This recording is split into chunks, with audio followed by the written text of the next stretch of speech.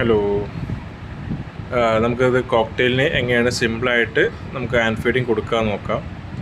ഞാനിപ്പോൾ യൂസ് ചെയ്യുന്നത് പെറ്റ്സ് ലൈഫിൻ്റെ ഹാൻഡ് ഫീഡിങ് ഫോർമുലയാണ്. ഏകദേശം 20 ദിവസമായ പെറ്റ്സിനെയാണ് നമ്മൾ എടുത്തു തുടങ്ങുക. എടുക്കുമ്പോൾ തന്നെ ഏകദേശം നമുക്ക് പേരൻസിൻ്റെ ഏകദേശം ഫീഡിങ് ആയിട്ടുണ്ടാവും. ആ ക്രോപ്പ് ഉള്ളപ്പോൾ തന്നെ ഏകദേശം ഒരു 1 ml 2 ml കൊടുക്കുക. അപ്പോൾ രണ്ടും കൂടി മിക്സായിട്ട് അവർക്ക് ഡൈജസ്റ്റ് ആവുള്ളൂ. പിന്നെ അതിനുശേഷം നമുക്ക് സിമ്പിളായിട്ട് 3 നേരം കൊടുക്കാം. രാവിലെ, ഉച്ചയ്ക്ക്, വൈകുന്നേരം. ഞാൻ അങ്ങനെയാണ് 3 നേരം കൊടുക്കുന്നത്. പിന്നെ അത്യാവശ്യം ഫെദർ ആയിക്കഴിഞ്ഞാൽ നമുക്ക് 2 നേരം ആക്കി കുറയ്ക്കാൻ പറ്റും. പിന്നെ അതിന് എങ്ങനെയാണ് അതിൻ്റെ ഇണക്കലും കാര്യങ്ങളൊക്കെ ഇതിൽ നമുക്ക് വഴിയെ പഠിക്കാം.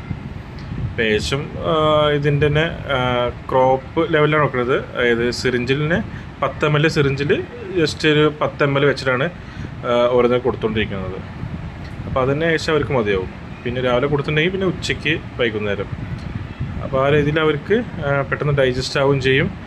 ഒന്നുകൂടി ഗ്രോത്ത് പെട്ടെന്ന് വരും. അപ്പോൾ ആ രീതിയിൽ ബാക്കി നമുക്ക് നോക്കാം.